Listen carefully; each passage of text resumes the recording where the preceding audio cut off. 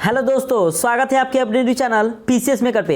मैं मनीष आर्या आज फिर आप लोगों के लिए एक टेस्ट लेके आया हूँ जो आज हमारा एडिटोरिया का फ्रेंड्स प्रैक्टिस टेस्ट नंबर 7 है फ्रेंड्स। ठीक है, तो आज हम लोग देखेंगे कि प्रैक्टिस टेस्ट नंबर 7 क्या है। ठीक है, तो इसका फर्स्ट क्वेश्चन हम देखते हैं फ्रेंड्स क्या है फर्स्ट क्वेश्चन। और हाँ फ्रेंड्स, अगर इसका आप पीडीएफ चाहते हैं तो प्लीज़ आप टेलीग्राम से जुड़ जाइए और टेलीग्राम से जुड़ के आप इसका फ्री में पीडीएफ पा सकते हैं फ्रेंड्स। ठीक है, तो देखते हैं अब हमारा फर्स्ट क्वेश्चन क्या है कि प्रथम जैन संगीति किसके समय में आयोजित की गई थी। तो फ्रेंड्स एक का राइट आंसर हो जाएगा ऑप्शन नंबर बी, यानी कि चंद्रगुप्त मौर्य के।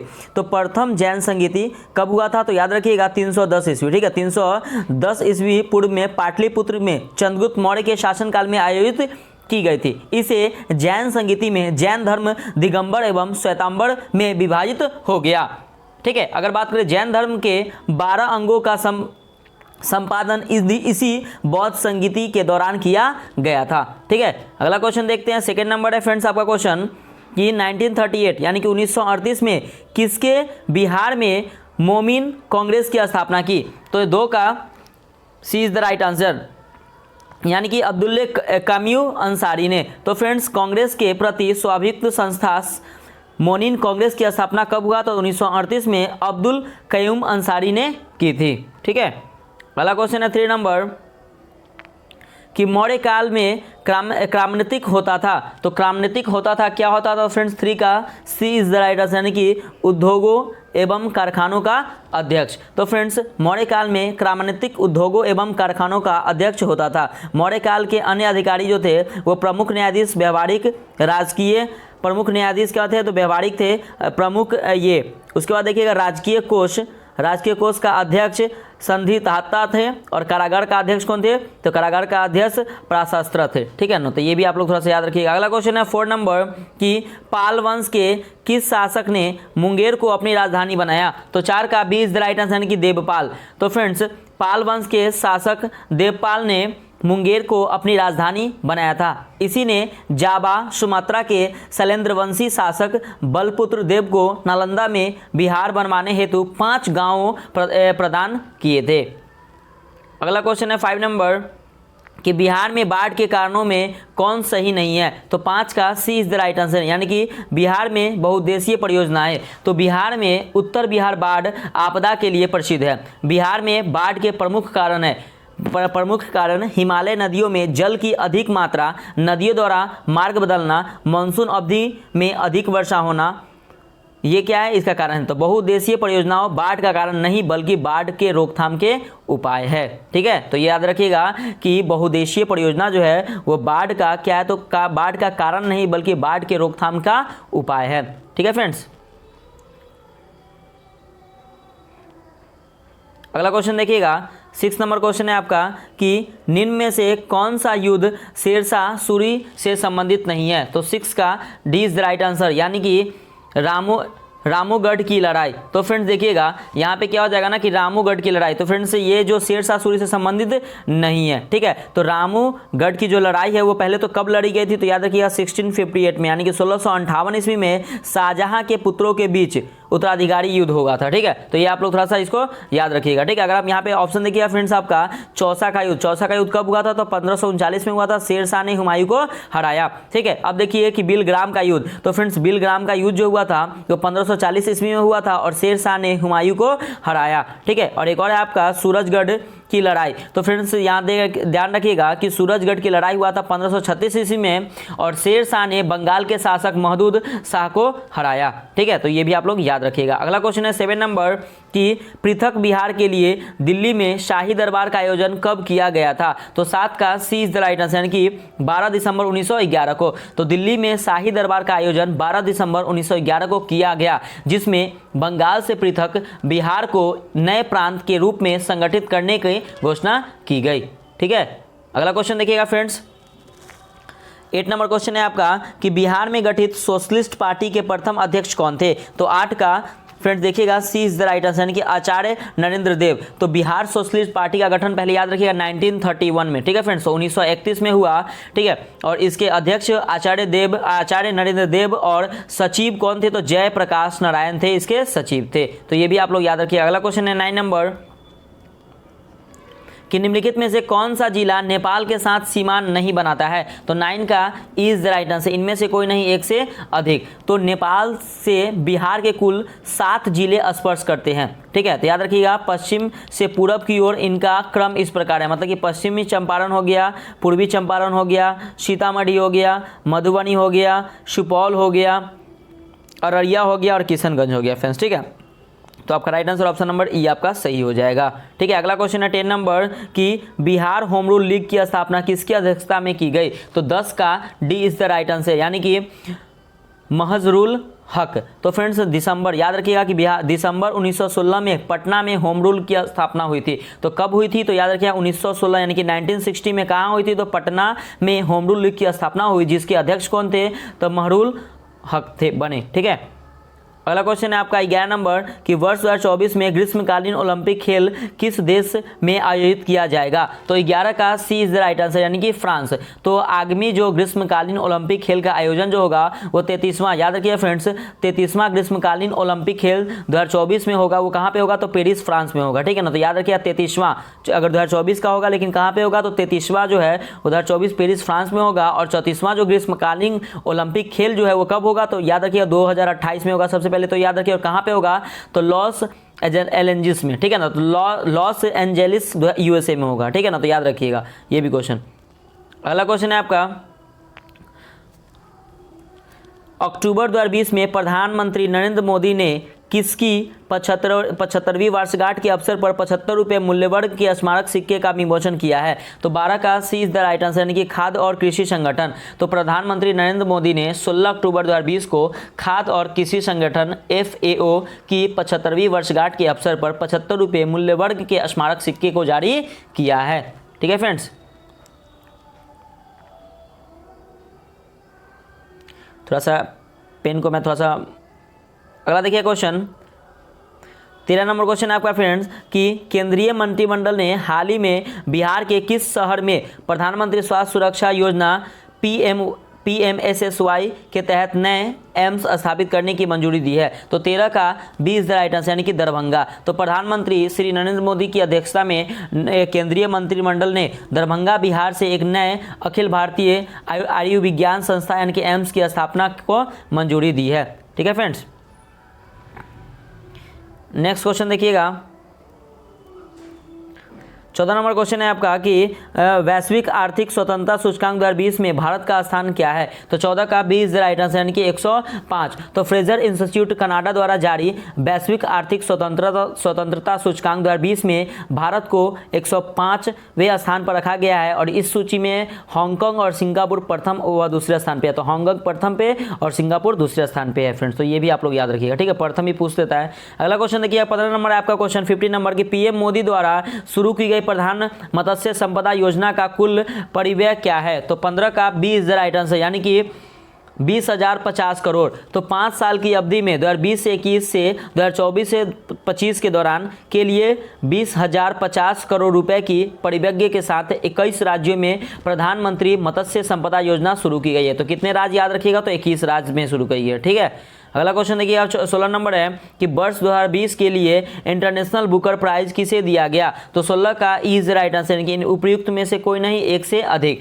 तो फ्रेंड्स देखिएगा कि इंटरनेशनल बुकर प्राइज प्रतिवर्ष अंग्रेजी में अनुवादित और UK या आयरलैंड में प्रकाशित पुस्तक के लिए प्रदान किया जाता है। इस पुरस्कार की राशि को लेखक और अनुवादन के बीच समान रूप से विभाजित किया जाता है। वर्ष 2020 के लिए इंटरनेशनल बुकर प्राइज डच लेखिका मैरिको लुकास रिजनवेल्ड, याद रखिएगा मैरिको लुकास रिजनवेल्ड को उनकी पुस्तक दी डिस्कम्फर्ट ऑफ इवनिंग के लिए दिया गया। इनका अनुवाद मिशेल हचिसन द्वारा किया गया, ठीक है ना। याद रखिएगा मिशेल हचिसन के द्वारा किया गया इनका अनुवाद। तो राइट आंसर ऑप्शन नंबर ई हो जाएगा सही, ठीक है।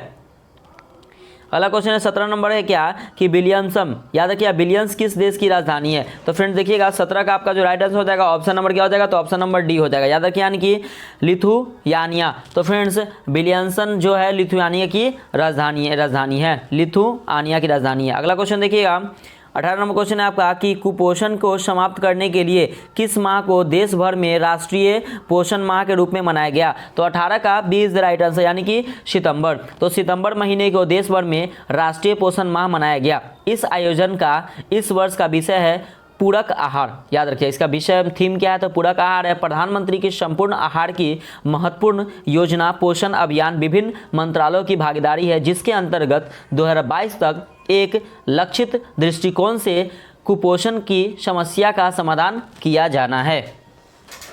अगला 19 नंबर क्वेश्चन देखिए फ्रेंड्स, क्या 19 नंबर क्वेश्चन कि 5 से 26 सितंबर 2020 तक रूस में आयोजित होने वाली किस बहुपक्षीय सैन्य अभ्यास से भारत ने अपनी भागीदारी वापस ले ली है? तो फ्रेंड्स राइट आंसर हो जाएगा ऑप्शन नंबर यानी कि कावकाज 2020। ठीक है फ्रेंड्स, तो ये क्या हो जाएगा? इसका राइट आंसर हो जाएगा ऑप्शन नंबर ए सही हो जाएगा। ठीक है, तो 15 से 26 सितंबर 2020 तक रूस में आयोजित होने वाली कावकाज 2020 बहुपक्षीय सैन्य अभ्यास से भारत ने अपनी भागीदारी वापस ले ली है। तो right answer option number A हो जाएगा। नेक्स्ट क्वेश्चन देखिएगा फ्रेंड्स, अगला क्वेश्चन है आपका, देखिए फ्रेंड्स 19 नहीं ये 20 नंबर क्वेश्चन है, थोड़ा सा टाइपिंग इस पर मिस्टेक हो गया, कोई दिक्कत नहीं है। आगे देखिए कि कौन सा देश वित्तीय क्षेत्र के लिए जलवायु जोखिम रिपोर्टिंग को अनिवार्य बनाने वाला दुनिया का पहला देश बन गया है? तो फ्रेंड्स यहाँ पे 20, यहाँ पे 19 नहीं 20 का राइट आंसर हो जाएगा ऑप्शन नंबर यानी कि न्यूजीलैंड। तो न्यूजीलैंड वित्तीय क्षेत्र के लिए जलवायु जोखिम रिपोर्ट को अनिवार्य बनाने वाला दुनिया का पहला देश बन गया है। ठीक है, अगला क्वेश्चन है आपका 21 नंबर कि विश्व की सबसे बड़ी मल्टी स्टेज कालेश्वरम लिफ्ट सिंचाई परियोजना किस नदी पर स्थित है? तो 21 का फ्रेंड्स क्या हो जाएगा? तो 21 का याद रखिएगा सी इज द राइट आंसर यानी कि गोदावरी। तो फ्रेंड्स तेलंगाना के मुख्यमंत्री जो है वो चंद्रशेखर राव ने 80,000 करोड़ रुपए के कालेश्वरम लिफ्ट सिंचाई प्रोजेक्ट का उद्घाटन किया है। यह दुनिया की सबसे बड़ी मल्टी स्टेज लिफ्ट सिंचाई परियोजना है। इस परियोजना के तहत गोदावरी नदी का पानी समुद्र तल से 100 मीटर लिफ्ट कर मेडीगड्डा बांध तक पहुंचाया जाएगा। ठीक है, अगला क्वेश्चन देखिएगा 22 नंबर क्वेश्चन है आपका फ्रेंड्स कि विश्व खुशहाली रिपोर्ट 2020 के संबंध में निम्नलिखित में से कौन सा असत्य है? तो फ्रेंड्स 22 का हमारा क्या हो जाएगा? तो राइट आंसर हो जाएगा ऑप्शन नंबर ए यानी कि यह विश्व आर्थिक मंच द्वारा जारी किया जाता है। तो फ्रेंड्स देखिए सतत विकास समाधान नेटवर्क ने वैश्विक खुशहाली रिपोर्ट 2020 वर्ल्ड हैप्पीनेस रिपोर्ट 2020 जारी की है। कोई किसने जारी किया? तो सतत विकास समाधान नेटवर्क ने, याद रखिएगा। ठीक है, इस रिपोर्ट में 153 देश, याद रखिएगा 153 देशों में शामिल किया गया है, जिसमें से सबसे खुशहाल देशों में फिनलैंड, याद रखिएगा सबसे इस सूचकांक में प्रथम स्थान फिनलैंड को प्राप्त है। फ्रेंड्स ये सही है। इस सूचकांक में भारत का 144 रहा, ये भी सही है। वर्ष 2019 में इस सूची में भारत का स्थान 140 था, ये भी सही है। तो मतलब फिनलैंड शीर्ष पे रहा, दूसरे और तीसरे स्थान पर डेनमार्क दूसरे पे एवं तीसरे पर स्विट्जरलैंड, और इस वर्ष भारत का स्थान 144वां है, जो पिछले वर्ष से 4 स्थान कम है। ठीक है, अगला क्वेश्चन देखिएगा 23 नंबर क्वेश्चन है आपका फ्रेंड्स कि प्रवालों के संरक्षण के लिए किस देश ने हानिकारक सनस्क्रीन पर प्रतिबंध लगा दिया है? तो 23 का D is the right answer हो जाएगा यानी कि पलाऊ। तो फ्रेंड्स वैज्ञानिकों का मानना है कि सनस्क्रीन में मौजूद रसायन प्रभाव भित्तियों कोरल रीफिस को बहुत अधिक नुकसान पहुंचते हैं। वैज्ञानिकों ने इस अध्ययन का अनुसरण करते हुए पश्चिम प्रशांत के देश पलाऊ ने सनस्क्रीन पर प्रतिबंध लगा दिया है, और ऐसा करने वाला यह पहला देश बन गया है। ठीक है, अगला क्वेश्चन देखिएगा 24 नंबर है क्या कि हाल ही में किस राज्य सरकार ने मुख्यमंत्री महिला उत्कर्ष योजना की शुरुआत की है? तो 24 का C is the right answer यानी कि गुजरात। तो हाल ही में गुजरात सरकार ने मुख्यमंत्री महिला उत्कर्ष योजना की शुरुआत की है। इस योजना में महिलाओं के लिए 0% की दर पर 1 लाख तक ऋण देने का प्रावधान है। ठीक है, अगला क्वेश्चन देखिएगा 25 नंबर है क्या कि पुस्तक the free voice on democracy culture and the nation के लेखक हैं? तो 25 का D is the right answer यानी कि रवीश कुमार। तो the free voice on democracy culture and the nation के लेखक रवीश कुमार है। ठीक है फ्रेंड्स, अगला क्वेश्चन देखिएगा 26 नंबर क्वेश्चन है आपका कि लॉरियस वर्ल्ड स्पोर्ट्स अवार्ड 2020 में किसे स्पोर्ट्समैन ऑफ द ईयर चुना गया? तो 26 का इज द राइट आंसर है कि इनमें से उपयुक्त में से कोई नहीं, एक से अधिक। तो फ्रेंड देखिएगा फरवरी 2020 में जारी लॉरियस वर्ल्ड स्पोर्ट्स अवार्ड में लियोनल मेसी फुटबॉलर तथा लुइस हैमिल्टन F1 राइडर है। ठीक है ना, तो याद रखिएगा लियोनल मेसी और क्या बताया मैंने, लुइस हैमिल्टन जो है F1 ड्राइवर फार्मूला 1 रेस के ने संयुक्त रूप से यह खिताब जीता? याद रखिए दोनों, कौन कौन? तो लियोनेल मेसी और लुइस हैमिल्टन। ठीक है, अगला क्वेश्चन देखिएगा 27 नंबर क्वेश्चन है आपका कि वर्ष 2020 में 21 मार्च को मनाए गए विश्व वन दिवस का थीम था? तो 27 का फ्रेंड्स क्या हो जाएगा? तो सी इज द राइट आंसर, यानी कि वन और जैविक विविधता। तो विश्व वन्य दिवस 2020 की थीम था वन और जैव विविधता। ठीक है, और विश्व वन्य दिवस प्रत्येक वर्ष हम लोग 21 मार्च को मनाया जाता है और 22 मार्च को जल दिवस मनाते हैं और 22 मार्च को हम लोग बिहार दिवस भी मनाते हैं। ठीक है फ्रेंड्स, अगला क्वेश्चन देखिएगा 28 नंबर क्वेश्चन है आपका कि क्रमिक लोक शिकायत एवं पेंशन मंत्रालय द्वारा जारी सुशासन सूचकांक में बड़े राज्यों की सूची में किस राज्य को प्रथम स्थान प्राप्त हुआ है? तो 28 का friends C is the right answer, यानी कि तमिलनाडु। तो क्रमिक लोक शिकायत एवं पेंशन मंत्रालय द्वारा जारी सुशासन सूचकांक में बड़े राज्यों की सूची में तमिलनाडु को प्रथम स्थान प्राप्त हुआ है और पूर्वोत्तर एवं पहाड़ी राज्यों में हिमाचल प्रदेश को प्रथम स्थान मिला है और संघ शासित प्रदेशों में पुडुचेरी को प्रथम स्थान पर रहा है। तो ये भी आप लोग थोड़ा सा याद रखिएगा। अगला क्वेश्चन 29 नंबर कि हाल ही में इसरो ने SSLV small satellite launch vehicle के लिए दूसरा लॉन्च पोर्ट किस राज्य में स्थापित करने की घोषणा की है? तो 29 का इज द राइट आंसर, यानी कि तमिलनाडु। तो इसरो द्वारा SSLV का दूसरा लॉन्च पोर्ट तमिलनाडु के तूतीकोड़ी में स्थापित किया जाएगा। इसके द्वारा 500 kg तक के सैटेलाइट को लॉन्च किया जाएगा। इसरो की स्थापना कब हुआ था? तो याद रखिएगा 15 अगस्त 1969 को की गई थी और वर्तमान में इसके जो अध्यक्ष है वो के सिवान इसके अध्यक्ष है। अगला क्वेश्चन 30 नंबर है क्या कि विश्व सतत विकास शिखर सम्मेलन 2020 का आयोजन कहाँ किया गया? तो 30 का ए इज द राइट आंसर, यानी कि नई दिल्ली में। तो जनवरी 2020 में नई दिल्ली में विश्व सतत विकास शिखर सम्मेलन 2020 का आयोजन किया गया। यह ऊर्जा व संसाधन संस्थान यानी कि ट्राई द्वारा हर वर्ष आयोजित किया जाता है। ठीक है फ्रेंड्स, अगला क्वेश्चन देखिएगा 31 नंबर क्वेश्चन है आपका कि संयुक्त राष्ट्र पर्यावरण कार्यक्रम द्वारा निम्न में से किसे भारत के लिए क्षेत्रीय राजदूत के रूप में नियुक्त किया गया है? तो 31 का B is the right answer, यानी कि खुशी चिंदलिया।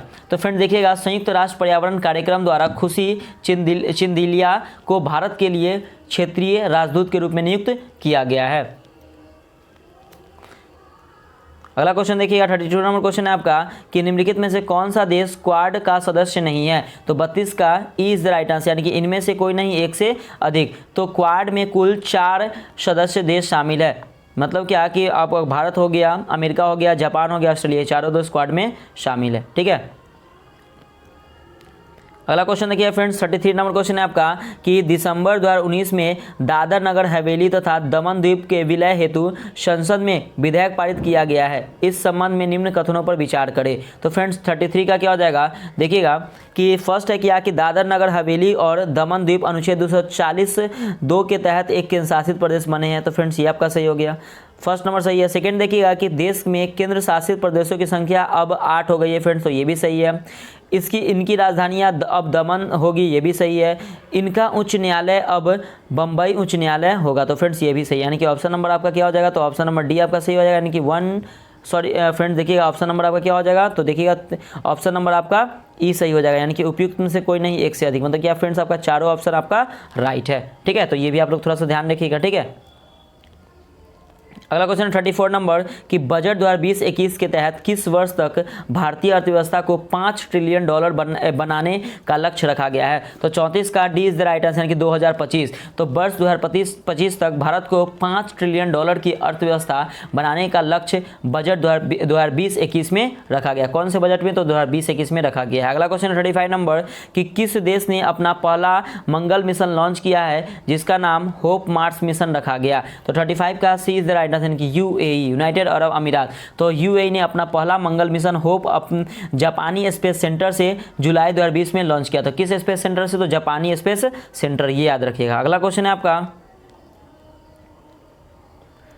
देखिए फ्रेंड्स 36 नंबर क्वेश्चन है कि फरवरी 2020 में 15वें वित्त आयोग ने वित्त वर्ष 2020-21 के लिए अपनी रिपोर्ट प्रस्तुत की है। इस रिपोर्ट के संबंध में निम्नलिखित में से कौन सा कथन सत्य नहीं है? तो 36 का फ्रेंड्स क्या हो जाएगा? तो B is the right answer. इसमें से ये सत्य नहीं है कि राज्यों के हिस्से की गणना के लिए 15वें वित्त आयोग द्वारा वर्ष 1971 से लेकर 2011 की जनगणना के आंकड़ों का प्रयोग किया गया है। तो फ्रेंड्स देखिएगा 15वें वित्त आयोग द्वारा राज्यों की हिस्सों की गणना के लिए केवल 2011, याद रखें 1971 नहीं, केवल 2011 की जनगणना के आंकड़ों का प्रयोग किया गया है। तो राइट आंसर हो जाएगा ऑप्शन नंबर बी आपका सही हो जाएगा। बाकी आपका सभी ऑप्शन फ्रेंड्स सही है, मतलब कि आयोग द्वारा राजस्व में वित्त वर्ष 2020-21 हेतु राज्यों के लिए 41% हिस्सेदारी का सिफारिश की गई, ये सही है।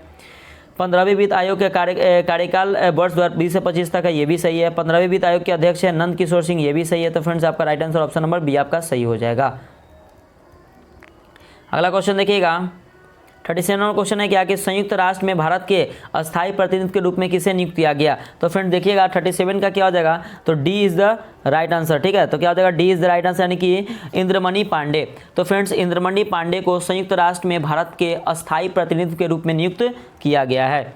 ठीक है, अगला क्वेश्चन देखिएगा 38 नंबर है आपका कि बिहार के प्रसिद्ध व्यक्ति वशिष्ठ नारायण सिंह जिनका निधन नवंबर 2019 में हुआ, उनका संबंध किस क्षेत्र से है। तो फ्रेंड्स 38 का जो हो जाएगा वो सी इज द राइट आंसर, यानी कि गणित से। ठीक है फ्रेंड्स, तो किसका संबंध तो गणित से है। तो याद रखिए वशिष्ठ नारायण सिंह का जन्म बिहार के भोजपुर जिला में वसंतपुर नामक गांव में हुआ था। वे एक प्रसिद्ध गणितज्ञ थे। ठीक है फ्रेंड्स, अगला क्वेश्चन देखिएगा 39 नंबर क्वेश्चन है आपका।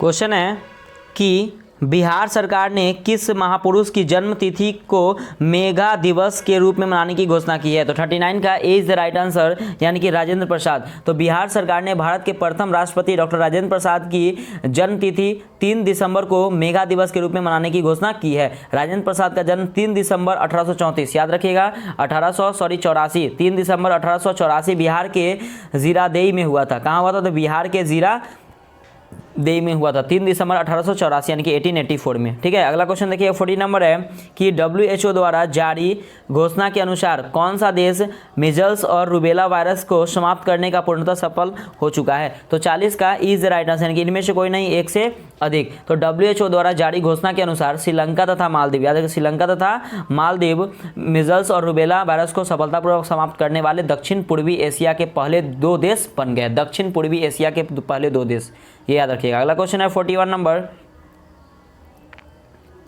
कि निम्न में से बिहार के किस जिले से गंगा नदी प्रवाहित होती है। तो 41 का D is the right answer, यानी कि समस्तीपुर। तो फ्रेंड्स बिहार में कुल 12 जिलों से गंगा नदी प्रवाहित होती है। ठीक है ना, तो देखिएगा इसका देखिएगा यह जिले कौन, बक्सर हो गया, भोजपुर हो गया, सारण हो गया, वैशाली, समस्तीपुर, बेगूसराय, लखीसराय, खगड़िया, मुंगेर, भागलपुर एवं कटिहार से होती है। ठीक है ना।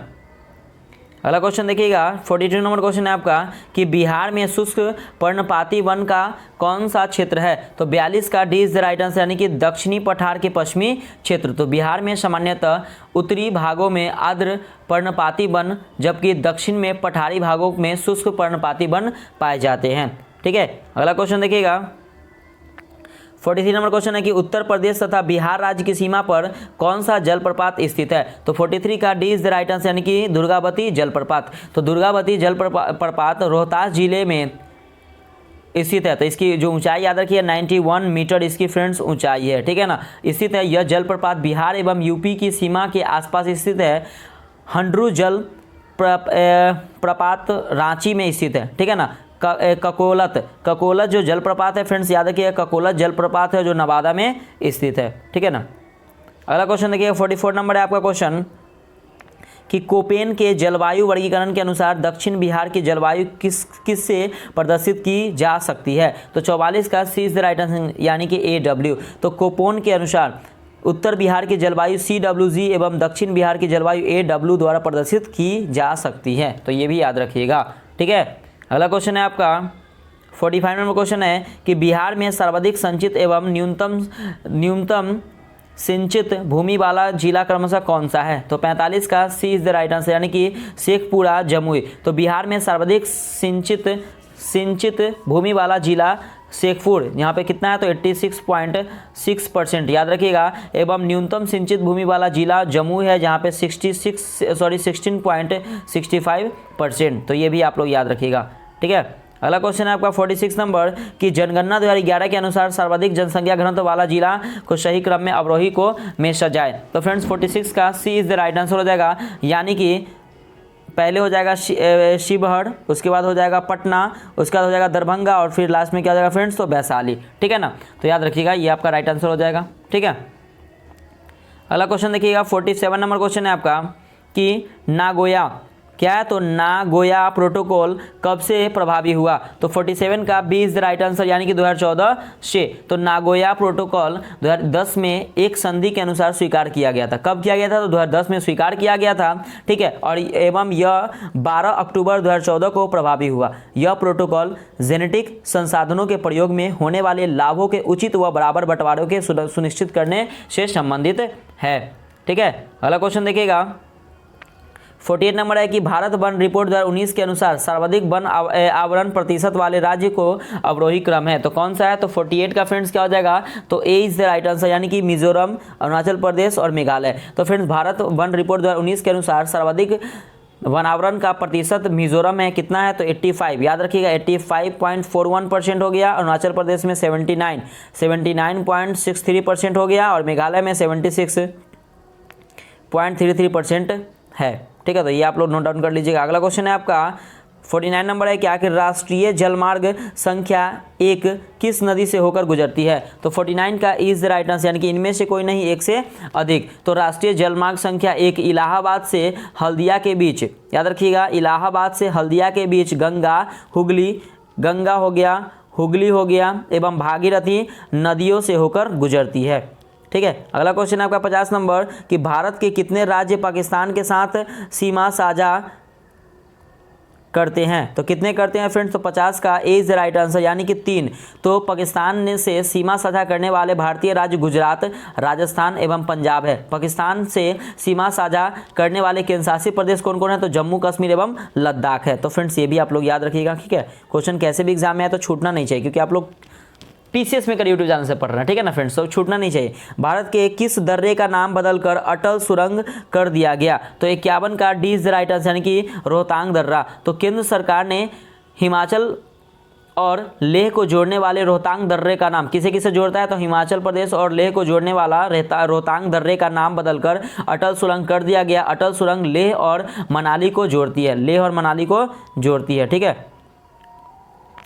अगला क्वेश्चन है आपका 52 नंबर कि गोंडवाना क्रम की चट्टानों का निर्माण किन 2 कालों के मध्य हुआ है, तो 52 का C is the right answer, यानी कि कार्बोनिफेरस से जुरैसिक काल, ठीक है। तो गोंडवाना क्रम की चट्टानों का निर्माण कार्बोनिफेरस काल से लेकर जुरैसिक काल के मध्य हुआ। यह कोयला भंडार के दृष्टि से भारत का महत्वपूर्ण क्षेत्र है। दक्कन ट्रैप चट्टान का निर्माण क्रिटेशस से इयोसीन काल में के मध्य हुआ, ठीक है। तो ये भी आप लोग याद रखिएगा।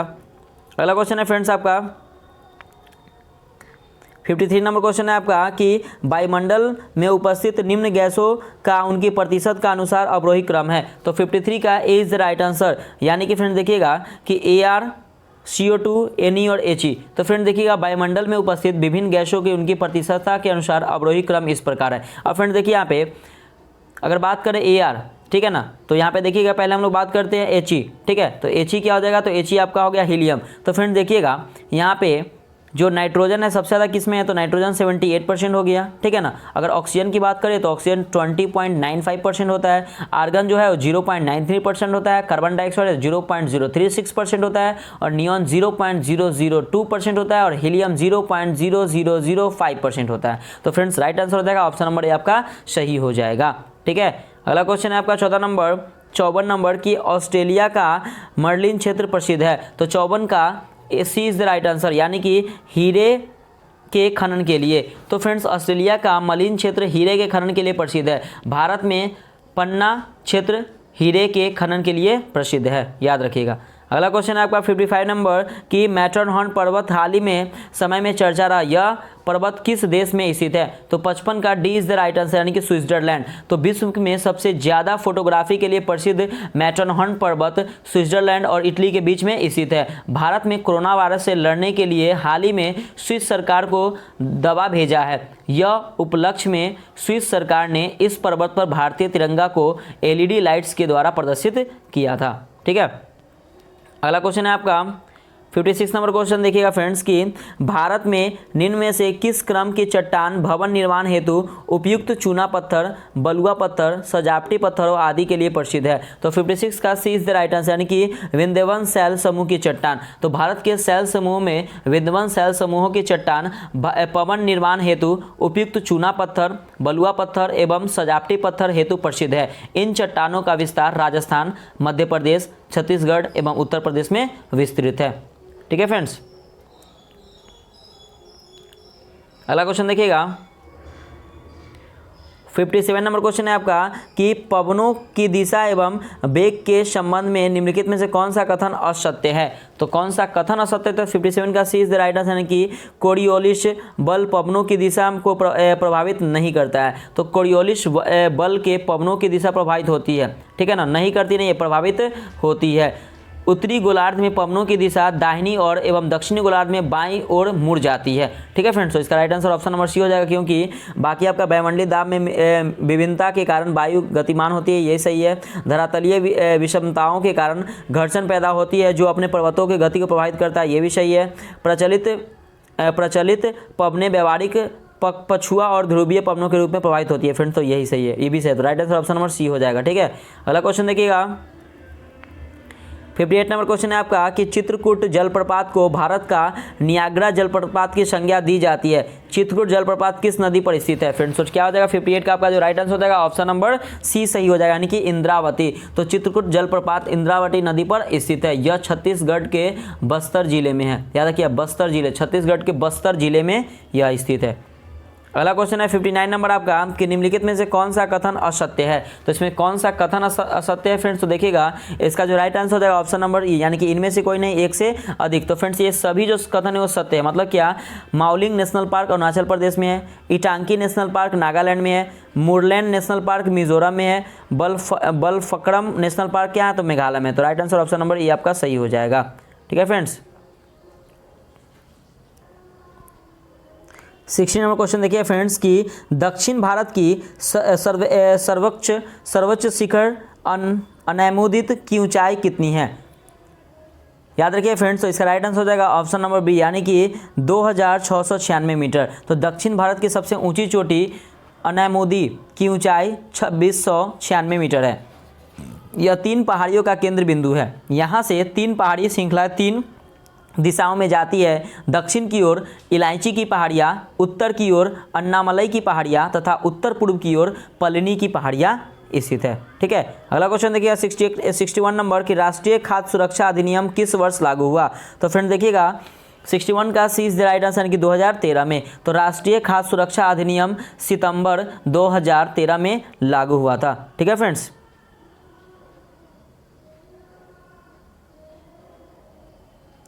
अगला क्वेश्चन देखिएगा 62 नंबर क्वेश्चन है आपका कि भारत में योजना अवकाश की अवधि मानी जाती है। तो 62 का क्या हो जाएगा, तो इज द राइट आंसर, यानी कि इनमें से कोई नहीं, एक से अधिक। तो भारत में 1966 से लेके 1969 और 1990 से लेके 1992, याद रखिए 92 योजना अवकाश की अवधि मानी जाती है। तो राइट आंसर ऑप्शन नंबर ई हो जाएगा। अगला क्वेश्चन है 63 नंबर कि आधारभूत उद्योग के अंतर्गत निम्नलिखित में से कौन शामिल नहीं है। तो 63 का इज राइट आंसर, यानी कि इनमें से कोई नहीं, एक से अधिक। तो फ्रेंड्स देखिएगा औद्योगिकरण के लिए कुछ विशेष उद्योगों की उपस्थित आवश्यक है, जिन्होंने आधारभूत उद्योगों या कोर उद्योग कहा जाता है। वर्तमान में 8 उद्योग इसके अंतर्गत आते हैं। ठीक है ना, तो कौन कौन आते हैं, तो विद्युत हो गया, ठीक है, इस्पात हो गया, कोयला हो गया, तेल शोधन उत्पाद हो गया, कच्चा तेल हो गया, प्राकृतिक गैस हो गया, सीमेंट हो गया और उर्वरक हो गया। तो फ्रेंड्स देखिएगा ये सभी है। ठीक है ना, तो ये याद रखिएगा आप लोग। अगला क्वेश्चन देखिएगा 64 नंबर क्वेश्चन है आपका कि आर्थिक समीक्षा वित्त मंत्रालय ने के किस विभाग के द्वारा जारी किया जाता है। तो 64 का C is the right answer, यानी कि आर्थिक कार्य विभाग। तो आर्थिक समीक्षा वित्त मंत्रालय के आर्थिक कार्य विभाग के द्वारा जारी किया जाता है। अगला क्वेश्चन है 65 नंबर कि समावेशी विकास सूचकांक निम्नलिखित में से किसके द्वारा जारी किया जाता है। तो 65 का C is the right answer, यानी कि विश्व आर्थिक मंच के द्वारा। तो समावेशी विकास सूचकांक विश्व आर्थिक मंच द्वारा जारी किया जाता है। ठीक है, अगला क्वेश्चन है 66 नंबर कि यदि केंद्रीय बैंक द्वारा रेपो दर में वृद्धि की जाती है तो 66 का B right answer option number B क्या हो जाएगा कि मुद्रा प्रसार में कमी आती है। तो रेपो दर में वृद्धि किए जाने पर ऋण की ब्याज दरों में भी वृद्धि होती है, जिसके परिणाम स्वरूप साख सृजन की प्रक्रिया में कमी आती है, अतः मुद्रा प्रसार में कमी होगी। ठीक है, अगला क्वेश्चन है आपका 67 नंबर कि निम्न में से कौन सा क्षेत्र भारत में सर्वाधिक रोजगार प्रदान करता है। तो 67 का B is the right answer की कृषि। तो वर्तमान में कृषि क्षेत्र सर्वाधिक रोजगार प्रदान करता है। ठीक है फ्रेंड्स, अगला क्वेश्चन देखिए आपका 68 नंबर क्वेश्चन है कि वैश्विक भूखमरी सूचकांक निम्न में से किन संकेतकों के आधार पर तैयार किया जाता है। तो 68 का फ्रेंड्स क्या हो जाएगा, तो देखिएगा 68 का अल्प पोषण, बच्चों में बाधित विकास और बाल मृत्यु दर। तो फ्रेंड्स इसका राइट आंसर हो जाएगा ऑप्शन नंबर बी आपका सही हो जाएगा। 68 का क्या हो जाएगा, तो 68 का ऑप्शन नंबर यानी कि 1 2 3 आपका सही हो जाएगा। ठीक है, तो याद रखिएगा कि वैश्विक भूखमरी सूचकांक ग्लोबल हंगर इंडेक्स 4 संकेतों के आधार पर तैयार किया जाता है। पहला हो गया अल्प पोषक, दूसरा हो गया बाल निर्बलता, लंबाई के अनुपात एवं कम वजन पे, ये याद रखिएगा। उसके बच्चों में बाधित विकास, ठीक है, और बाल मृत्यु दर, तो 4 याद रखिएगा। ठीक है फ्रेंड्स, अगला क्वेश्चन है आपका 69 नंबर कि स्वच्छ भारत मिशन ग्रामीण किस मंत्रालय से संबंधित है। तो 69 का ए इज द राइट आंसर यानी कि जल शक्ति मंत्रालय। तो स्वच्छ भारत मिशन ग्रामीण जल शक्ति मंत्रालय से संबंधित है। इसका उद्देश्य सफाई एवं स्वच्छता में सुधार तथा खुले में शौच की प्रथा को समाप्त करके ग्रामीण क्षेत्रों में जीवन की सामान्य गुणवत्ता में सुधार लाना है। ठीक है, अगला क्वेश्चन है 70 नंबर कि राष्ट्रीय आय को मापने के लिए वर्तमान आधार वर्ष क्या है। तो 70 का B is the right answer हो जाएगा यानी कि 2011 से 12। तो राष्ट्रीय आय को मापने के लिए वर्तमान आधार वर्ष 2011 से 12 है। ठीक है फ्रेंड्स, 71 नंबर क्वेश्चन है क्या कि उष्मागतिकीय रूप से कार्बन का सर्वाधिक अस्थायी रूप कौन सा है। तो 71 का क्या हो जाएगा, तो B is the right answer यानी कि ग्रेफाइट। तो कार्बन के क्रिस्टलीय और अक्रिस्टलीय दोनों ही अपरूप होते हैं। हीरा एवं ग्रेफाइट कार्बन के क्रिस्टलीय जबकि फुलरिन्स अक्रिस्टलीय अपरूप है। ठीक है, यहाँ देखिए फुलरिन्स क्या है, तो यहाँ पे क्या है, तो फ्लोरेंस जो है वो अक्रिस्टलीय अपरूप है। ग्रेफाइट विद्युत एवं उष्मा का सुचालक है। याद रखिए ग्रेफाइट विद्युत एवं उष्मा का सुचालक है। उष्मागतिक रूप से कार्बन का सर्वाधिक अस्थायी अपरूप ग्रेफाइट है। ठीक है, तो ये भी आप लोग याद रखिए। अगला क्वेश्चन है 72 नंबर कि बोरेक्स के जलीय विलयन की प्रकृति कौन सी होती है। तो 72 का B is the right answer यानी कि क्षारीय। तो यह बोरोन का महत्वपूर्ण यौगिक है। यह श्वेत क्रिस्टलीय ठोस है जिसका सूत्र जो होता है फ्रेंड्स, याद रखिए इसका सूत्र क्या होता है फ्रेंड्स, मैं बोल रहा हूँ आप लोग को कि Na2B4O7 × 10H2O इसका फुल फॉर्म है, सॉरी इसका जो सूत्र है। और बोरेक्स जल में घुलकर क्षारीय विलयन बनाता है, याद रखिए फ्रेंड्स। ठीक है, अगला क्वेश्चन देखिएगा 73 नंबर क्वेश्चन है आपका कि निम्नलिखित में से समूह 14 के तत्वों के लिए कौन सा कथन सत्य है। तो 73 का C is the right answer यानी कि ये क्या हो जाएगा कि ये 2 और 4 ऑक्सीकरण प्रदर्शित करते हैं। तो समूह 14 के तत्वों में वाहनतम कक्षा में 4 इलेक्ट्रॉन होते हैं। इन तत्वों द्वारा सामान्यतः +4 तथा +2 ऑक्सीकरण अवस्था दर्शाई जाती है। ठीक है ना, तो याद रखिएगा। अगला क्वेश्चन आपका देखिएगा 74 नंबर क्वेश्चन है क्या कि वाष्पन की क्रिया निम्न में से किस पर निर्भर नहीं करता है। तो 74 का C is the right answer यानी कि आयतन पे। तो क्वथनांक से कम तापमान पर द्रव के वाष्पन में परिवर्तन होने की प्रक्रिया को वाष्पन कहते हैं। तो वाष्पन की क्रिया में ये क्या नहीं होता है, ठीक है, तो आयतन नहीं होता है, ध्यान रखिएगा। ठीक है, अगला क्वेश्चन देखिएगा 75 नंबर क्वेश्चन है आपका कि अमोनिया गैस बनने की हैबर विधि में उत्प्रेरक के रूप में प्रयोग किया जाता है। तो 75 का B is the right answer यानी कि लोहे का चूर्ण। तो अमोनिया गैस बनने में हैबर विधि में उत्प्रेरक लोहे का चूर्ण। वनस्पति तेलों में कृत्रिम घी बनाने का उत्प्रेरक क्या होता है, तो याद रखिएगा तो निकेल हो जाएगा। क्या हो जाएगा, निकेल हो जाएगा। और सल्फ्यूरिक अम्ल बनाने में संपर्क विधि में उत्प्रेरक क्या हो जाएगा, तो प्लेटिनम चूर्ण हो जाएगा। और सल्फ्यूरिक अम्ल बनाने की शीशा कक्ष विधि में उत्प्रेरक क्या हो जाएगा, तो नाइट्रोजन के ऑक्साइड हो जाएगा। ठीक है, तो ये फ्रेंड्स आप लोग याद रखिएगा। और नेक्स्ट है क्या, लास्ट है क्या कि क्लोरीन गैस बनाने में कि डिकन विधि में उत्प्रेरक क्या हो जाएगा, तो क्यूप्रिक क्लोराइड हो जाएगा। ठीक है, अगला क्वेश्चन देखिएगा 76 नंबर क्वेश्चन है फ्रेंड्स आपका कि जब प्रकाश की किरण किसी कोलाइड या निलंबन से गुजरता है तो टिंडल प्रभाव को प्रदर्शित करता है। इसमें प्रकाश की कौन सी परिघटना होती है? तो 76 का C is the right answer, यानी कि प्रकाश का प्रकीर्णन। तो जब प्रकाश की किरण किसी कोलाइडी निलंबन से होकर गुजरती है तो परिक्षिप्त अवस्था के कणों द्वारा प्रकाश का प्रकीर्णन होता है। इसे ही क्या कहते हैं? तो इसे ही टिंडल प्रभाव कहा जाता है। ठीक है फ्रेंड्स। अगला क्वेश्चन देखिएगा आप। नेक्स्ट क्वेश्चन है आपका 77 नंबर की 77 नंबर क्वेश्चन है क्या कि जब किसी वस्तु को पृथ्वी से चांद पर ले जाया जाता है तो क्या होता है? तो 77 का फ्रेंड्स क्या हो जाएगा? देखिएगा तो 77 का राइट आंसर हो जाएगा ऑप्शन नंबर बी, यानी कि भार बदल जाता है परंतु द्रव्यमान समान रहते हैं। तो ध्यान रखिएगा फ्रेंड्स, क्या होता है कि जब किसी वस्तु को चांद पर ले जाया जाए तो वहाँ गुरुत्वाकर्षण का मान पृथ्वी से भिन्न होता है, इसलिए वहाँ वस्तु का पृथ्वी पर वस्तु के भार से 1/6 यानी कि 1/6 हो जाता है, परंतु द्रव्यमान निश्चित रहता है। ठीक है। अगला क्वेश्चन देखिएगा 78 नंबर क्वेश्चन है आपका कि सौर ऊर्जा का रूपांतरण रासायनिक ऊर्जा में निम्न में से किस प्रक्रिया में होता है? तो फ्रेंड्स 78 का D is the right answer, यानी कि प्रकाश संश्लेषण के दौरान। तो प्रकाश संश्लेषण की क्रिया में हरे पौधे सूर्य के प्रकाश की उपस्थिति में क्लोरोफिल की मदद से अपना भोजन तैयार करते हैं। इसमें सौर ऊर्जा का रूपांतरण रासायनिक ऊर्जा में होता है। ठीक है फ्रेंड्स। अगला क्वेश्चन देखिएगा 79 नंबर क्वेश्चन है आपका कि निम्नलिखित में से कौन सी तरंग निर्वात में गमन नहीं करती है? तो 79 का friends A is the right answer, यानी कि ध्वनि। तो ध्वनि तरंग को गमन करने के लिए हमेशा माध्यम की आवश्यकता पड़ती है। ठोस में ध्वनि की चाल सबसे अधिक होती है, वहीं निर्वात में ध्वनि की चाल क्या होती है? तो फ्रेंड्स शून्य होती है। ठीक है, तो ये भी आप लोग पॉइंट नोट डाउन कर लीजिएगा। 80 नंबर क्वेश्चन है कि निकट दृष्टि दोष जिसे मायोपिया भी कहती हैं, इस दृष्टि दोष को दूर करने के लिए अवतल लेंस का प्रयोग किया जाता है, उसकी क्षमता होती है। तो 80 का भी इज द राइट आंसर, यानी कि ऋणात्मक।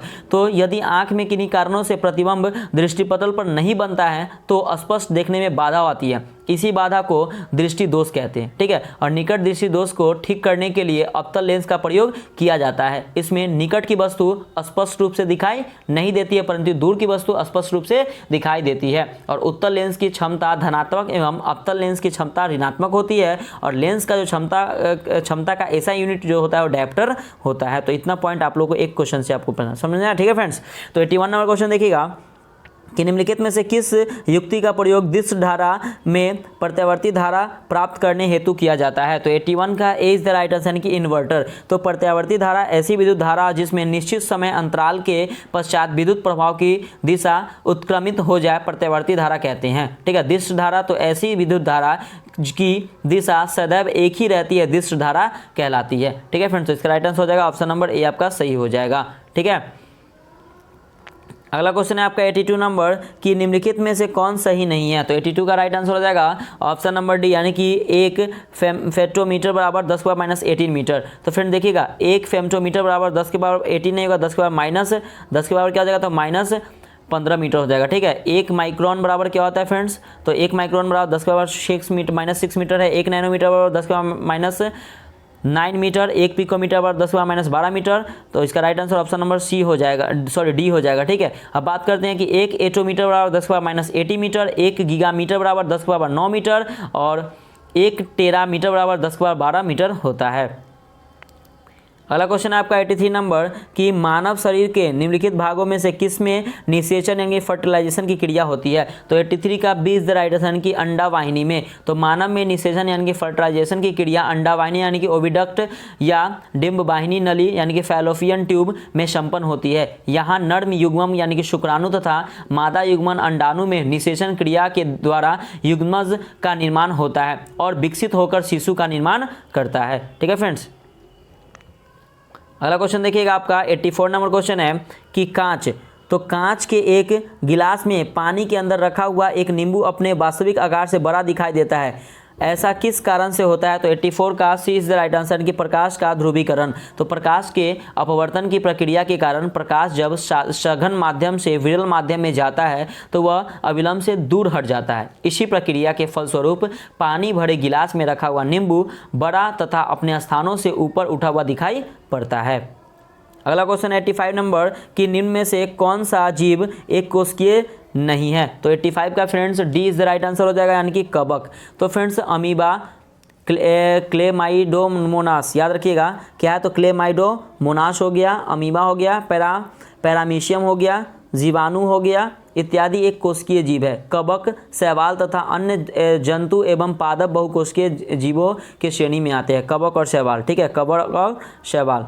अगला क्वेश्चन देखिएगा 86 नंबर क्वेश्चन है क्या कि सिस्टेमा नेचुरी नामक पुस्तक किसके द्वारा लिखी गई। तो फ्रेंड्स 86 का 20 द राइट आंसर यानी कि कोरेलस लिनियस। तो कोरेलस लिनियस ने सिस्टेमा नेचुरी नामक पुस्तक लिखी जो आगे चलकर विभिन्न वर्गीकरण प्रणालियों के आधार बनी।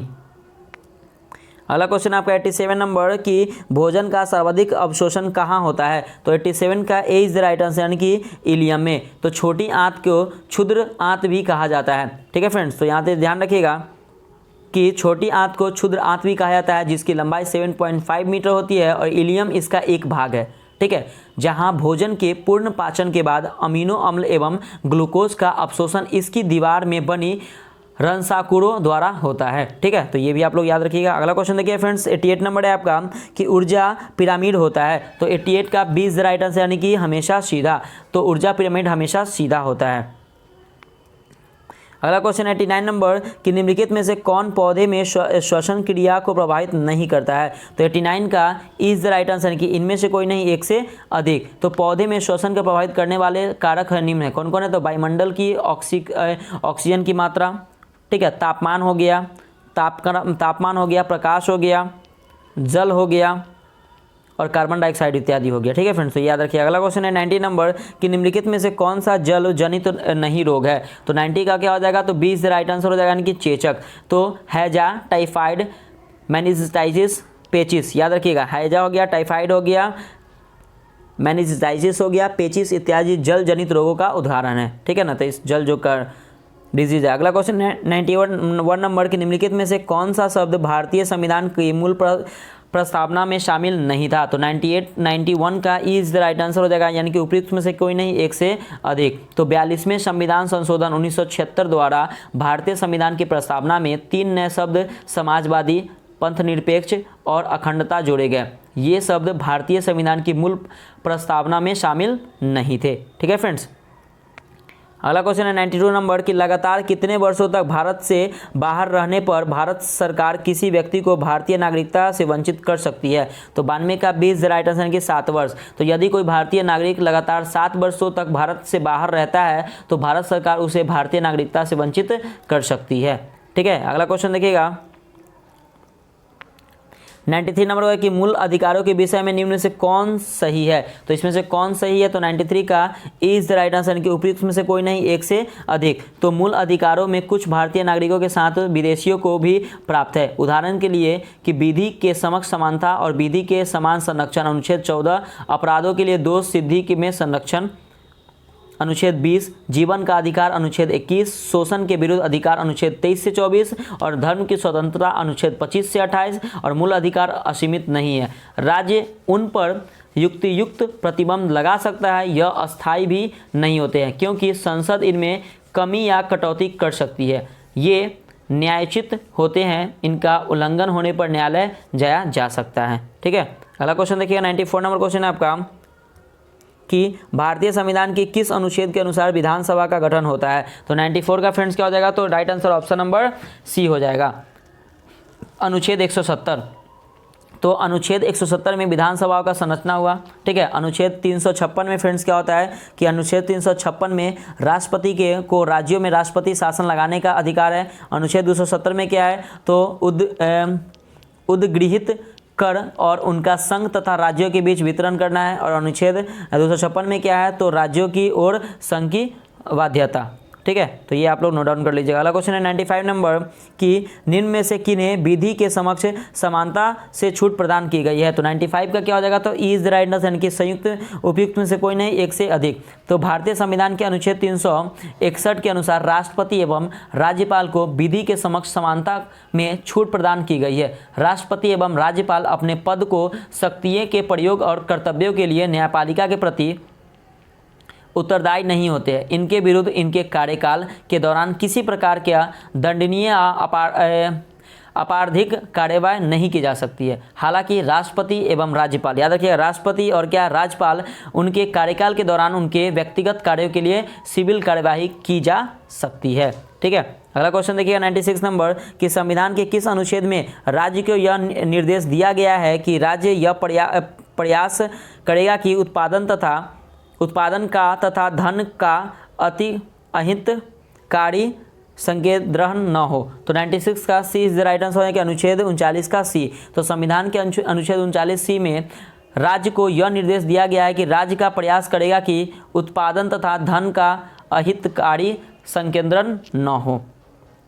अगला क्वेश्चन है 97 नंबर कि क्षेत्रीय परिषदों का पदेन अध्यक्ष कौन होता है। तो 97 का इज राइट आंसर कि उपयुक्त में से कोई नहीं, एक से अधिक। तो क्षेत्रीय परिषदों का पदेन अध्यक्ष केंद्रीय गृह मंत्री होते हैं। ठीक है, केंद्रीय वित्त मंत्री नहीं, केंद्रीय गृह मंत्री होती हैं। क्षेत्रीय परिषदों का गठन राज्य पुनर्गठन अधिनियम 1956 के तहत किया गया था। कब, किस तहत? तो 1956 के तहत किया गया था। अगला क्वेश्चन 198 नंबर कि राज्यसभा में निर्वाचित प्रतिनिधियों की अधिकतम संख्या कितनी हो सकती है। तो 98 का 20 राइट आंसर यानी कि 238। तो राज्यसभा में अधिकतम सदस्यों की संख्या 250 हो सकती है, जिसमें 238 निर्वाचित एवं 12 मनोनीत हो सकते हैं। वर्तमान में राज्यसभा में कुल 245 सदस्य है, जिसमें 233 निर्वाचित एवं 12 मनोनीत है। ठीक है, अगला क्वेश्चन आपका 99 नंबर कि यदि कोई विधायक लोकसभा के चुनाव में जीतता है तो कितने दिन की अवधि के अंदर उसे अपनी विधानसभा की सीट रिक्त करनी होगी, अन्यथा उनकी लोकसभा की सीट समाप्त हो जाएगी। तो 99 का C is the right answer हो जाएगा यानी कि 14 दिन।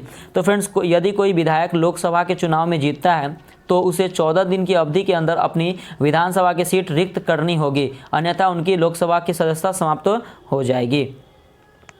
अगला क्वेश्चन और 100 नंबर क्वेश्चन देखिए फ्रेंड्स कि लोकसभा के संदर्भ में कौन सा कथन सही नहीं है। तो कौन सा कथन सही नहीं, तो 100 का D is the right answer यानी कि लोकसभा की अधिकतम सदस्य संख्या 555 होती है। तो फ्रेंड्स देखिए, याद रखिए 555 नहीं होती है, 552 होती है। ठीक है, तो लोकसभा की अधिकतम सदस्य संख्या 552 होती है, जिसमें 530 राज्यों से और 20 संघ शासित क्षेत्रों तथा 2 एंग्लो इंडिया हो सकते हैं। वर्तमान में लोकसभा में 545 सदस्य हैं, जिसमें 530 राज्यों से और 13 संघ शासित क्षेत्रों से तथा 2 एंग्लो इंडिया से हैं। ठीक है फ्रेंड्स, तो फ्रेंड्स मैं आपको थोड़ा सा ये कहना चाहता हूँ फ्रेंड्स कि देखिए, आपका जो अपना यूट्यूब चैनल पीसीएस मेकर है, इसमें आप लोग का रिस्पांस बहुत अच्छा आ रहा है फ्रेंड्स, और आप लोग का प्यार और सपोर्ट बहुत ही अच्छा रहा है। तो फ्रेंड्स देखिए, इसका जो आपका प्रैक्टिस टेस्ट 1 हो गया, 2, 3, 4, 5, 6 जहाँ तक अगर आप नहीं देखे होंगे ना, अगर 1, 2 नहीं देखे होंगे तो आपको नीचे दिए गए डिस्क्रिप्शन बॉक्स में फ्रेंड्स टेलीग्राम के नीचे आपको लिंक दिया रहेगा। तो प्लीज़ आप जाइए 1, 2, 3, 4, 5, 6 जाके दीजिए। बहुत ही अच्छे लेवल से मैं आपको समझाया हूँ पूरा फुल डिस्क्रिप्शन के साथ, उसको देखिए, उसको देखने का मजा ही कुछ अलग रहेगा फ्रेंड्स। ठीक है, तो प्लीज़ आप थोड़ा सा इसे शेयर जरूर कीजिएगा अपने फ्रेंड्स के साथ, जो भी आपके फ्रेंड्स जो अभी गांव में होंगे, जो आप छठ पूजा का एंजॉय में होंगे, तो उनको जरूर आप शेयर कीजिएगा, क्योंकि अगर वो नहीं पढ़ रहे होंगे तो टेस्ट अगर नहीं दे पा रहे होंगे, उनके पास अगर नहीं पहुंचा होगा ना, तो प्लीज़ फ्रेंड्स आप शेयर जरूर कर दीजिए। ठीक है, और हाँ, अब अपने यूट्यूब चैनल पीसीएस मेकर को अगर आप फर्स्ट टाइम देख रहे होंगे ना, तो प्लीज़ अगर आप अभी तक सब्सक्राइब नहीं किए होंगे तो रेड बटन को क्लिक जरूर कर दीजिएगा फ्रेंड्स। ठीक है, तो प्लीज़ ये काम जरूर कीजिएगा। नेक्स्ट क्वेश्चन देखते हैं फ्रेंड्स। 101 नंबर क्वेश्चन देखिए फ्रेंड्स कि निम्नांकित में से कौन संघ की कार्यपालिका में शामिल होते हैं। तो कौन शामिल होते हैं फ्रेंड्स, तो 101 का जो राइट आंसर हो जाएगा वो ऑप्शन नंबर डी हो जाएगा, यानी कि राष्ट्रपति, उपराष्ट्रपति, प्रधानमंत्री और महान्यायवादी। तो फ्रेंड्स संघीय कार्यपालिका में राष्ट्रपति, उपराष्ट्रपति, प्रधानमंत्री, मंत्रिमंडल, ठीक है, याद रखिएगा कि मंत्रिमंडल तथा महान्यायवादी शामिल होते हैं। ठीक है फ्रेंड्स, तो ये भी आप लोग याद रखिएगा। नेक्स्ट क्वेश्चन देखिएगा आपका 102 नंबर क्वेश्चन है क्या कि राष्ट्रपति एक महाभियोग संसद की एक डैश प्रक्रिया है। तो 102 का D is the right answer यानी कि अर्ध न्यायिक। तो राष्ट्रपति पर महाभियोग संसद की एक अर्ध न्यायिक प्रक्रिया है। राष्ट्रपति पर संविधान का उल्लंघन करने पर महाभियोग चलाकर उसे पद से हटाया जा सकता है। ठीक है, अगला क्वेश्चन देखिएगा 103 नंबर क्वेश्चन है आपका कि निम्न में से वह कौन है जो संसद के किसी भी सदन का सदस्य नहीं होते हैं और न ही संसद में बैठता है, लेकिन फिर भी संसद का अभिन्न अंग है। तो 103 का right answer option number C हो जाएगा, यानी कि राष्ट्रपति। तो संविधान के अनुच्छेद 79 के अनुसार भारत की संसद के 3 अंग है, राष्ट्रपति, लोकसभा एवं राज्यसभा। ठीक है, तो ये आप लोग याद रखिएगा। अगला क्वेश्चन देखिएगा 104 नंबर क्वेश्चन है कि भारतीय संविधान में संसद के दोनों सदनों की संयुक्त बैठक का प्रावधान किस देश में के संविधान में प्रेरित है? तो 104 का C is the right answer कि ऑस्ट्रेलिया। तो भारतीय संविधान के में संसद के दोनों सदनों की संयुक्त बैठक का प्रावधान ऑस्ट्रेलिया के संविधान में प्रेरित है। अगला क्वेश्चन है 105 नंबर कि ग्राम सभा का सदस्य बनने के लिए न्यूनतम आयु कितनी होनी आवश्यक है? तो 105 का इज द राइट आंसर कि उपयुक्त में से कोई नहीं, एक से अधिक। तो ग्राम सभा किसी पंचायत क्षेत्र की पंजीकृत मतदाताओं से मिलकर गठित होती है। मतदाता के रूप में पंजीकृत होने के लिए न्यूनतम आयु सीमा 18 वर्ष की होती है, ठीक है ना, 18 वर्ष की होती है। अतः ग्राम सभा का सदस्य होने के लिए न्यूनतम आयु 18 वर्ष होना चाहिए। कब? तो और कितना? 18 वर्ष होना चाहिए, ठीक है। अगला क्वेश्चन है 106 नंबर कि भारतीय अकाल संहिता 1883 का निर्माण किस आयोग द्वारा किया गया था? तो 106 का ए इज द राइट आंसर यानी कि स्ट्रेची आयोग। तो 1878 में, याद रखिएगा कब? तो 1878 में स्ट्रेची आयोग बनाया गया था, जिसकी अनुशंसा पर 1883 में अकाल संहिता बनाई गई, ठीक है। अगला क्वेश्चन देखिएगा 107 नंबर क्वेश्चन है आपका कि भारत सरकार अधिनियम 1935 के संबंध में कौन सा कथन सही है? तो फ्रेंड देखिएगा कि 107 का क्या हो जाएगा? तो कथन 1 केंद्र में अखिल भारतीय संघ का उपबंध था, तो फ्रेंड्स ये आपका सही है। प्रांतीय स्वशासन का उपबंध था, ये भी सही है। भारत की स्वतंत्रता का उपबंध था, फ्रेंड्स तो ये सही नहीं है। तो राइट आंसर हो जाएगा 107 का ऑप्शन नंबर सी हो जाएगा, यानी कि 1 एवं 2। तो भारत शासन अधिनियम 1935 के प्रमुख उपबंध निम्न है। कौन कौन है? तो अखिल भारतीय संघ, ठीक है, केंद्र में द्वैत शासन, प्रांतीय स्वशासन, प्रांतों में द्वैत शासन समाप्त और द्विसदनीय केंद्रीय विधानमंडल आदि, ठीक है फ्रेंड्स, तो ये याद रखिएगा आप लोग। अगला क्वेश्चन है आपका 108 नंबर कि भारतीय व्यापार में ईस्ट इंडिया कंपनी का एकाधिकार समाप्त हो गया। तो 108 का 20 राइट आंसर यानी कि 1813 में। तो 1813 के चार्टर एक्ट के तहत कंपनी का भारतीय व्यापार से एकाधिकार समाप्त कर दिया गया। हालांकि चीन के साथ व्यापार एवं चाय के व्यापार का एकाधिकार चलता रहा, जिसे 1833 में समाप्त कर दिया गया। तो 1833 में समाप्त उसे कर दिया गया, ठीक है। अगला क्वेश्चन है 109 नंबर कि किसने भारत के विभाजन के विकल्प में माउंटबेटन की उसको सुझाव दिया था कि जिन्ना को सरकार बनाने के लिए आमंत्रित करे? तो 109 का 20 राइट आंसर कि महात्मा गांधी। तो गांधी जी का यह सुझाव था कि अंतरिम सरकार पुनः रूप से लीग के नेता जिन्ना के हाथों में सौंप दिया जाए, जिससे भारत के में सांप्रदायिक दंगों को रोका जा सके। हालांकि इसे कांग्रेस की वर्किंग कमेटी से नहीं माना, ठीक है, नहीं माना था। अगला क्वेश्चन है 110 नंबर देखिएगा कि अखिल भारतीय ट्रेड यूनियन कांग्रेस एटक के पहले अधिवेशन की अध्यक्षता किसने की थी? तो 110 का इज द राइट आंसर कि एक से अधिक, इनमें से कोई नहीं। तो 1920 में गठित अखिल भारतीय ट्रेड यूनियन कांग्रेस के पहले अधिवेशन की अध्यक्षता लाला लाजपत राय ने की थी। कौन की थी? तो लाला लाजपत राय ने की थी। और कब की थी? तो 1920 ईस्वी, याद रखिएगा, ठीक है, 1920 ईस्वी में लाला लाजपत राय ने की थी, ठीक है फ्रेंड्स।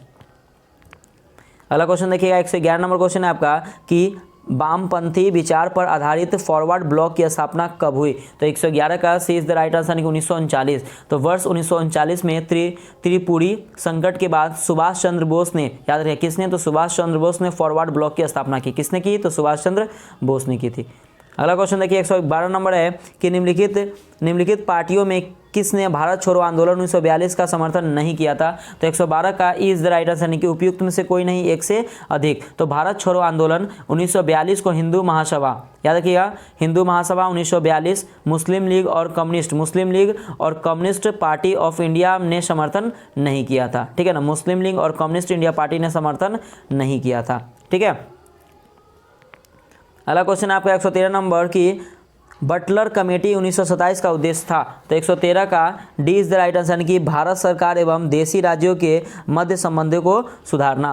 तो बटलर कमेटी का गठन 1927 में किया गया था, ठीक है। कब किया गया? 1927 में किया गया था। इसका मुख्य उद्देश्य ब्रिटिश सत्ता और भारतीय रियासतों के मध्य संबंध सुधारना था। इन कमेटी को भारतीय रियासत कमेटी भी कहते हैं, ठीक है। तो ये भी आप लोग याद रखिए। 114 नंबर क्वेश्चन है कि भगत सिंह एवं बटुकेश्वर दत्त ने केंद्रीय विधानसभा में किसके विरोध में बम फेंके? तो 114 का इज द राइट आंसर यानी कि एक से अधिक, इनमें से कोई नहीं। तो भगत सिंह एवं बटुकेश्वर दत्त ने 8 अप्रैल, याद रखिएगा 8 अप्रैल 1929 को पब्लिक सेफ्टी बिल तथा ट्रेड ट्रेड डिस्प्यूट बिल के विरोध में केंद्रीय विधानसभा में बम फेंके थे, ठीक है ना, याद रखिएगा, ठीक है। तो पब्लिक सेफ्टी बिल और ट्रेड डिस्प्यूट बिल के संबंध में फेंके थे।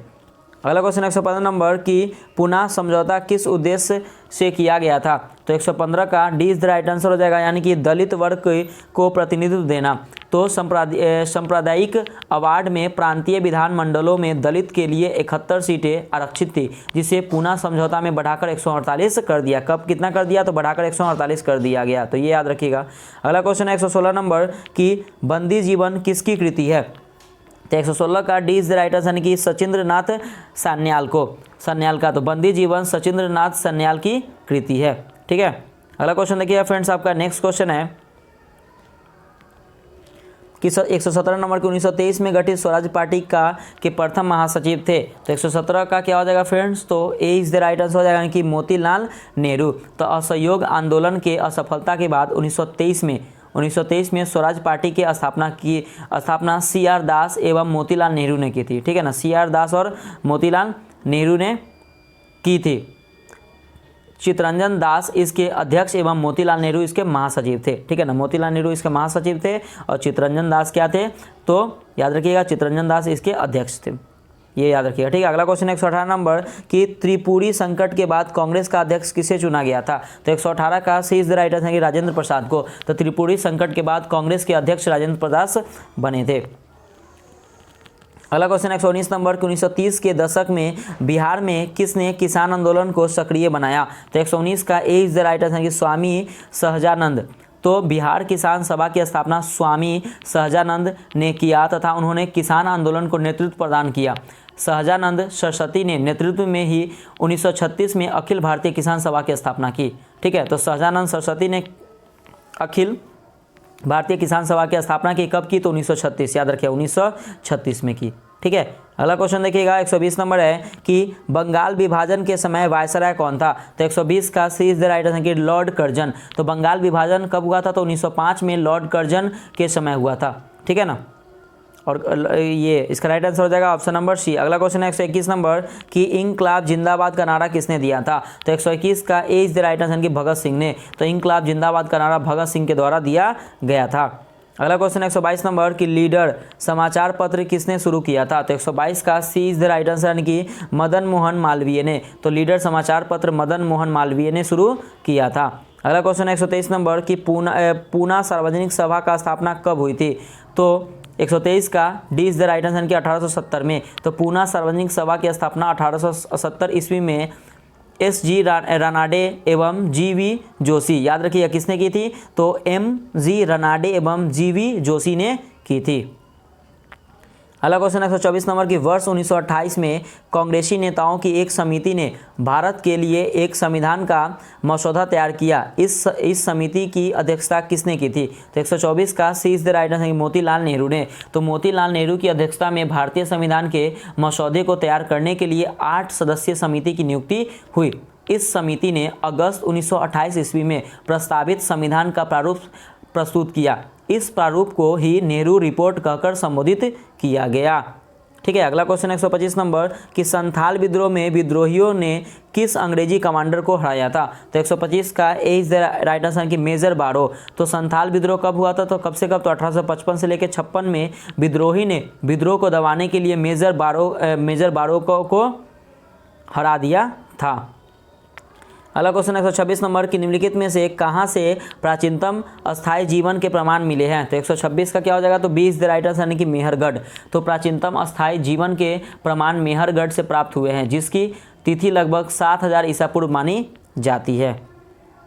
अगला क्वेश्चन है आपका 127 नंबर कि हड़प्पा सभ्यता से किस धातु की प्राप्ति नहीं हुई है? तो 127 का ए इज द राइट आंसर, यानी कि लोहा। तो हड़प्पा सभ्यता एक कांस्य युगीन सभ्यता थी, यहाँ से लोहे का प्रमाण नहीं मिला है। भारत में लोहे का प्रमाण 1000 ईसा पूर्व में 1000 ईस्वी पूर्व में उत्तर वैदिक काल में से मिलता है। अगला क्वेश्चन 128 नंबर कि निम्नलिखित में से किसने 1904 में क्रांतिकारियों की एक गुप्त संस्था सोसाइटी अभिनव भारत स्थापित की थी? तो 128 का D is the right answer की वी.डी. सावरकर। तो अभिनव भारत समिति यंग इंडिया सोसाइटी 1904 में विनायक दामोदर सावरकर और उनके भाई गणेश दामोदर सावरकर व नारायण दामोदर सावरकर द्वारा स्थापित एक गुप्त संस्था थी। इसने ब्रिटिश उप अधिकारियों की कुछ हत्याएं की, जिसके बाद सावरकर बंधुओं को दोषी ठहराया गया और जेल में डाल दिया गया। अगला क्वेश्चन 129 नंबर कि सिंधु घाटी सभ्यता के टेराकोटा मुहरे पर कौन सी कलाकृति नहीं मिलती है? तो 129 का ए इज द राइट आंसर यानी कि गाय। ठीक है फ्रेंड्स, तो क्या हो जाएगा? गाय हो जाएगा। तो गाय का महत्व वैदिक काल से प्रारंभ होता है, याद रखिएगा। ठीक है, अगला क्वेश्चन 130 नंबर कि बौद्ध धर्म एवं जैन धर्म में किस विषय पर समानता है? तो 130 का E is the right answer कि उपयुक्त में से कोई नहीं, एक से अधिक। तो बौद्ध एवं जैन धर्म में कर्म, मोक्ष और, याद रखिएगा, कर्म हो गया, मोक्ष हो गया और पुनर्जन्म के विषय पर समानता है। आत्मा के विषय पर दोनों धर्मों में अंतर है। जैन धर्म आत्मा में विश्वास करते हैं जबकि बौद्ध धर्म नहीं करते हैं। अगला क्वेश्चन 131 नंबर कि मनुष्य ने सबसे पहले किस धातु का इस्तेमाल औजार बनाने हेतु किया? तो 131 का फ्रेंड्स क्या हो जाएगा? तो 131 का D is the right answer यानी कि तांबा। तो तांबे का प्रयोग औजार निर्माण हेतु सर्वप्रथम किया गया। लगभग 5000 बिफोर क्राइस्ट में तांबे का प्रयोग शुरू हुआ था। तो ये भी आप लोग याद रखिएगा। 132 नंबर है कि राग गोविंद की रचना किसने की? तो 132 का B is the right answer यानी कि मीराबाई ने। तो कृष्ण भक्ति के प्रति समर्पित राग गोविंद की रचना मीराबाई ने की थी। अगला क्वेश्चन देखिएगा 133 नंबर क्वेश्चन है कि किस सिख गुरु की हत्या मुगल शासक द्वारा कर दी गई थी? तो 133 का E is the right answer यानी कि उपयुक्त में से कोई नहीं, एक से अधिक। तो 10 सिख गुरुओं में से 2 सिख गुरुओं की मृत्यु दंड की सजा मुगल शासकों द्वारा दी गई थी। गुरु अर्जुन देव जहांगीर के गुरु थे और गुरु तेग बहादुर औरंगजेब के गुरु थे। ठीक है, तो राइट आंसर ऑप्शन नंबर ई हो जाएगा सही आपका। अगला क्वेश्चन 134 नंबर कि किस मुगल बादशाह ने शाहरुख नामक सिक्का चलाया? तो फ्रेंड्स 134 का ए इज द राइट आंसर यानी कि बाबर। तो याद रखिएगा कि चांदी का सिक्का शाहरुख मुगल शासक बाबर द्वारा चलवाया गया था। ठीक है, अगला क्वेश्चन देखिएगा 135 नंबर है कि विभिन्न युद्धों को कालक्रम के अनुसार व्यवस्थित करें। तो फ्रेंड्स 135 का क्या हो जाएगा? राइट आंसर हो जाएगा ऑप्शन नंबर ए हो जाएगा, यानी कि पहले हो जाएगा खानवा का युद्ध। फ्रेंड्स तो खानवा का युद्ध जो हुआ था वो खानवा का युद्ध कब हुआ था? तो 1527 ईस्वी में बाबर राणा संगा के बीच में हुआ था। ठीक है, अगला देखिएगा फ्रेंड्स, अगला है घाघरा युद्ध। तो घाघरा का युद्ध 1529 ईस्वी में हुआ था, बाबर महमूद लोदी के बीच में हुआ था। ठीक है, अगला है फ्रेंड्स देखिएगा नेक्स्ट है आपका कि चौसा का युद्ध। तो फ्रेंड्स चौसा का युद्ध 1539 ईस्वी में हुमायूं और शेरशाह के बीच में हुआ था। और लास्ट है फ्रेंड्स आपका क्या? तो शामूगढ़ का युद्ध। तो शामूगढ़ का युद्ध 1658 ईस्वी में औरंगजेब दारा सिकोह के द्वारा किया गया था। ठीक है, अगला क्वेश्चन है आपका 136 नंबर क्वेश्चन देखिएगा फ्रेंड्स, क्या कह रहा है क्या कि ऋग्वेद में हिरण्य शब्द का प्रयोग किस धातु के लिए किया गया है? तो 136 का B is the right answer यानी कि सोना। तो ऋग्वेद में सोना के लिए हिरण्य शब्द का प्रयोग किया गया है। सिंधु नदी के लिए हिरण्यी शब्द का प्रयोग हुआ है क्योंकि सिंधु नदी से सोना प्राप्त किया जाता है। ठीक है फ्रेंड्स, अगला क्वेश्चन देखिएगा 137 नंबर क्वेश्चन है आपका कि किस सूफी संत को महबूब ए इलाही के नाम से जाना जाता है? तो 137 का friends right answer option number C हो जाएगा, यानी कि शेख निज़ामुद्दीन औलिया। तो चिश्ती सिलसिले के प्रमुख संत शेख निज़ामुद्दीन औलिया महबूब ए इलाही के नाम से प्रसिद्ध थे। अगला क्वेश्चन है 138 नंबर कि निम्नलिखित में से किसे जहांगीर ने खान की उपाधि दी थी? तो 138 का B is the right answer यानी कि हॉकिंस। तो विलियम हॉकिंस जहांगीर के दरबार में जेम्स प्रथम राजदूत बनकर आया। ठीक है, और उसे जहांगीर ने 400 का मनसब और इंग्लिश खाकी उपाधि दी। तो ये भी याद रखिएगा। अगला क्वेश्चन 139 नंबर कि अशोक के शासनकाल में कौन सा क्षेत्र उसके अधीन नहीं था? तो 139 का B is the right answer यानी कि श्रीलंका। तो श्रीलंका एक सुदूर दक्षिण भारत पर अशोक का नियंत्रण नहीं था। इसके अतिरिक्त अन्य सभी भागों पर अशोक का साम्राज्य विस्तृत था। ठीक है फ्रेंड्स, अगला क्वेश्चन 140 नंबर कि निम्न कथनों में सही कथन की पहचान करें। ठीक है, कथन हुआ एक में कह रहा है कि एक गुप्त शासक चंद्रगुप्त द्वितीय ने हूनों को पराजित किया। कथन 2 में कह रहा है क्या कि गुप्त शासक स्कंदगुप्त ने शकों को पराजित किया। तो 140 का फ्रेंड्स राइट आंसर हो जाएगा ऑप्शन नंबर डी, यानी कि 1 और 2 आपका दोनों क्या है फ्रेंड्स, तो गलत है। तो गुप्त शासक चंद्रगुप्त द्वितीय ने शकों को पराजित किया, याद रखिएगा, हूनों को नहीं शकों को पराजित किया, तथा स्कंदगुप्त ने हूनों को पराजित किया। स्कंदगुप्त ने शकों को नहीं हूनों को पराजित किया। ठीक है ना, तो उल्टा है, थोड़ा सा देख लीजिएगा। ठीक है फ्रेंड्स, तो देखिए फ्रेंड्स, अब यहाँ से आपका क्वेश्चन यहाँ पे आता है फ्रेंड्स मैथ्स का, यानी कि 141 से लेकर 150 तक आपका मैथ्स का क्वेश्चन है। तो इसको देख लीजिए फ्रेंड्स, और आपके वीडियो के लास्ट में आपके पीडीएफ फॉर्म में इसका आंसर दे दूंगा, तो आप एक बार पहले बना लीजिए, उसका इसका आंसर ले लीजिएगा। ठीक है, 142 नंबर क्वेश्चन देखिए, मैथ्स और रीजनिंग से रिलेटेड रहता है। 143 143 नंबर क्वेश्चन देखिए।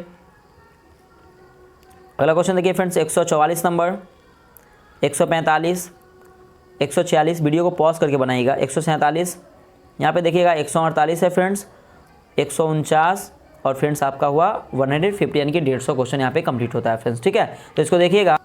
तो फ्रेंड्स देखिएगा, आपका जो 150 क्वेश्चन आज का जो टेस्ट था वो टेस्ट नंबर 7 यहाँ पे कंप्लीट होता है फ्रेंड्स। तो प्लीज़ आप लोग स्कोर बताइएगा ना, आप लोग स्कोर बनाने में मतलब बताते नहीं, प्लीज़ फ्रेंड्स आप लोग स्कोर बताइए कि आपका स्कोर क्या हुआ, आप लोग स्कोर कितना कर रहे हैं। ठीक है ना फ्रेंड्स, और प्लीज़ आपको ये वीडियो अच्छा लगे तो प्लीज़ आप लाइक सब्सक्राइब और शेयर जरूर कीजिएगा, और स्कोर जरूर बताइएगा, और हाँ ये वीडियो कैसा लगा आप कमेंट करके जरूर बताइएगा फ्रेंड्स। ठीक है, तो मिलते हैं कल फिर एक नए प्रैक्टिस टेस्ट के साथ। बाय बाय, जय हिंद दोस्तों।